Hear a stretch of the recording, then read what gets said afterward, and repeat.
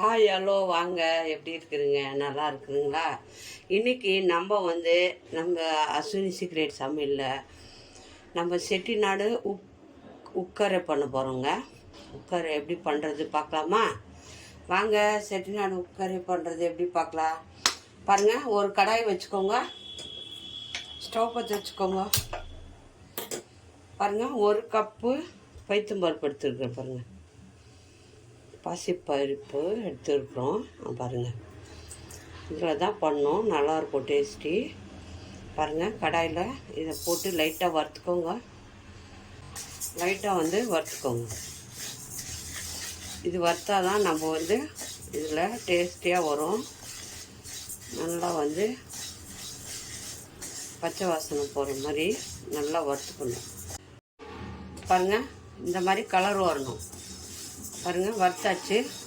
நல்லா வறுத்துடுங்க, ஏன்னா பச்சை வாசனை போகணும். இது வறுத்துட்டு நம்ம ஒரு குக்கரில் போட்டு நல்லா கழுவிட்டு 3 டைமு வேக வச்சுக்கணும் இந்த பருப்பை. பாருங்கள், நல்லா கலர் திரும்பிச்சு. கருகக்கூடாது, கலர் மட்டும் திரும்பினா போதும். ஆஃப் பண்ணிடலாம். இதை குக்கரில் போட்டு நல்லா 3 வாட்டி கழுவிடுங்க.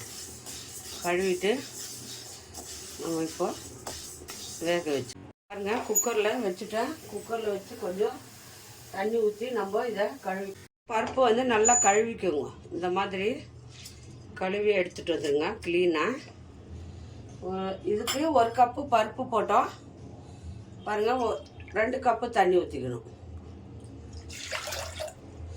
கரெக்டாக 2 கப்பு தண்ணி ஊற்றிக்கோங்க. அப்போ தான் கரெக்டாக பருப்பு வெந்து வரும். இப்போ பருப்பு நம்ம 2 கப்பு தண்ணி ஊற்றிட்டோம். இதை மூடி சிம்மில் 3 விசில் போட்டு எடுத்துக்கோங்க. சிம்மில் வைக்கணும், 3 விசில் வெந்துடணும். நம்ம எப்படி பண்ணுறது பாருங்கள், 3 விசில் வந்துடுச்சு. இப்போ குக்கரை ஆஃப் பண்ணிப்போம். நல்லா நைஸாக பருப்பு வெந்து வந்துடுச்சு. நல்லா நைஸாக ஆகிடுச்சு. பாருங்கள், நல்லா வெந்துட்டு இருக்கு. இதை நம்ம தனியாக எடுத்து வச்சுப்போம். ஒரு பாத்திரம் வச்சுக்கோங்க. வெல்லம் கரைஞ்சால் போதும், பாவு இல்லை. வெல்லம் கரையணும். அது இந்த கப்பில் எடுத்தோம் இல்லையா பருப்பு, இதே கப்பில் 3 கப்பு வெல்லம் போட்டுக்கோங்க. 3 கப்பு வெல்லம் போட்டுக்கோங்க. இல்லை இன்னும் ஸ்வீட் வேணும்னா 4 கப்பு கூட போட்டுக்கலாம், உங்கள் டேஸ்டி தான். சரிங்களா? ஒரு கப்புக்கு 3 கப்பு வெல்லம். 1 பாருங்கள், 2 கப்பு அவ்வளோ போட்டுக்கோ. 3 கப்பு வெல்லம் போட்டு நம்ம இதை மண் இருக்கும், அதனால கரைச்சிட்டு நம்ம வடிகட்ட போகிறோம். பாருங்கள், 1/2 கப்பு தண்ணி ஊற்றிக்கோங்க. பாருங்கள், 1/2 கப்பு தண்ணி, அவ்வளோதான்.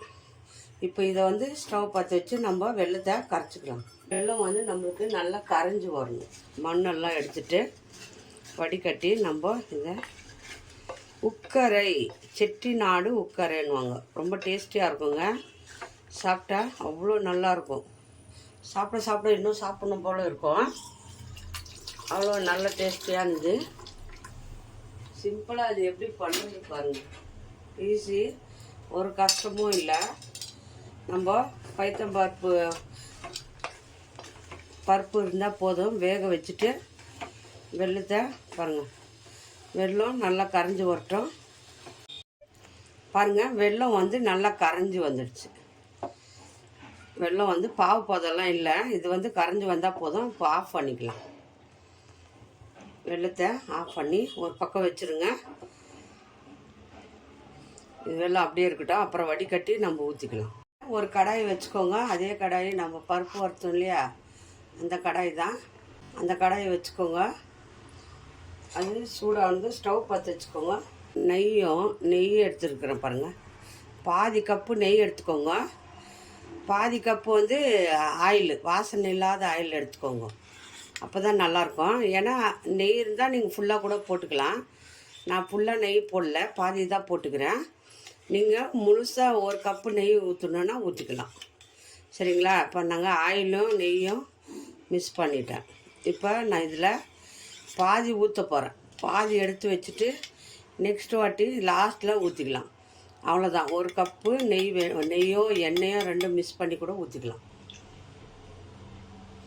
இப்போது நான் பாதி கப்பு ஊற்றிட்டேன். இந்த பாதி கப்பு லாஸ்ட்டில் ஊற்றிக்கணும். அதுலேயே அரை கப்பு ரவை, வறுத்த ரவையோ வறுக்காத ரவை எது இருந்தாலும் பரவாயில்ல, அரை கப்பு ரவை போட்டுக்கோங்க. போட்டு நல்லா வறுத்துருங்க. இதில் இந்த நெய்யிலேயே இந்த எண்ணெயிலேயே இந்த ரவையை வந்து ஒரு சொட்டு கூட மிச்சம் ஆகாதுங்க. அப்படியே எல்லாமே காலி ஆகிடும். பாருங்கள், நல்லா சிவந்து வருது ரவை. பாருங்கள், ரவை வந்து சிவந்து வந்துடுச்சு. கலர் சேஞ்ச் ஆகின பிறகு நம்ம இதில் வந்து தேங்காய், திருவுண தேங்காய் அரை கப்பு போட்டுக்கோங்க. அதையும் போட்டு இதில் நல்லா வறுத்துருங்க.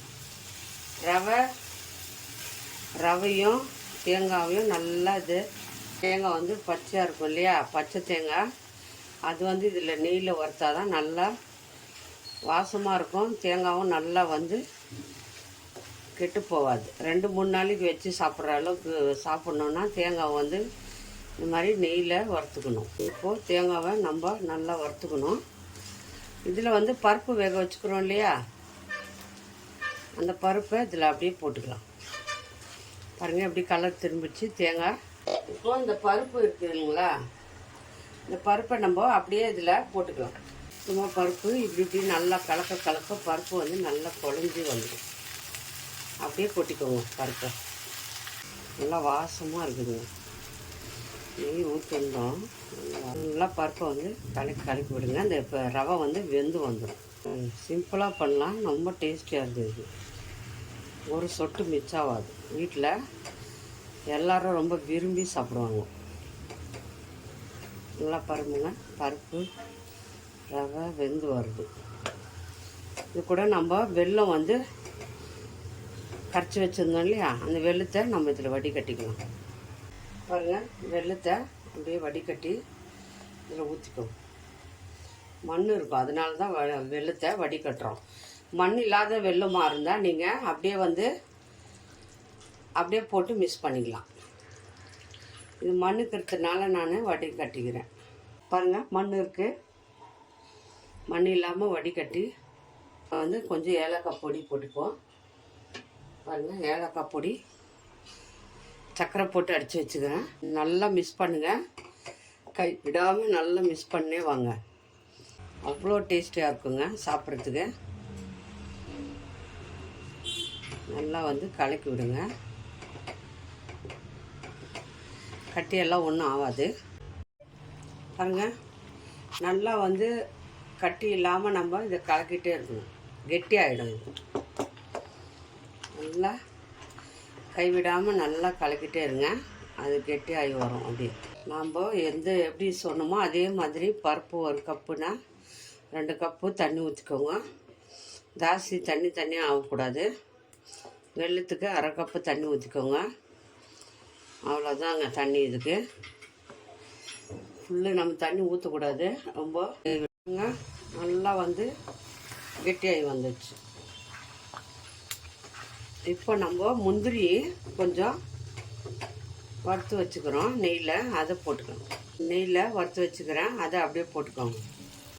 கடாயில் வந்து ஒட்டாமல் வரணும், அப்போ தான் நல்லா டேஸ்டியாக இருக்கும். ரவை எல்லாம் வெந்து வருது பாருங்கள். இன்னும் மிச்சம் இருக்கு இல்லையா நெய், கொஞ்சம் அதை ஊற்றிக்கலாம். மிச்சம் இருக்கிற நெய்யை இதில் அப்படியே ஊற்றிடுங்க. எப்படியும் 1 கப்பு ஆயிடுச்சு. எதில் நீங்கள் எடுத்தால் கூட பருப்பு அந்த அளவுக்கு நெய்யும் எண்ணெயும் மிக்ஸ் பண்ணி எடுத்துக்கோங்க. இல்லை நெய் இருக்கா, நெய்யை முழுசாக 1 கப்பு எடுத்துக்கோங்க. நான் ஆயிலும் கலந்து தான் ஊற்றிக்கிறேன். ரொம்ப நெய் வாசனை பிடிக்காது, அதுக்காக. நெய் வாசனை பிடிக்கிறவங்க ரெண்டுமே ஒன்றுமே எடுத்துக்கலாம். நல்லா எடுத்து நெய் ரொம்ப டேஸ்டியாக இருக்கணும். அப்படியே ஒரு 10 நிமிஷம் அப்படியே கொஞ்ச நேரம் விட்டுருங்க. நல்லா அப்படியே கெட்டி ஆகிடும்.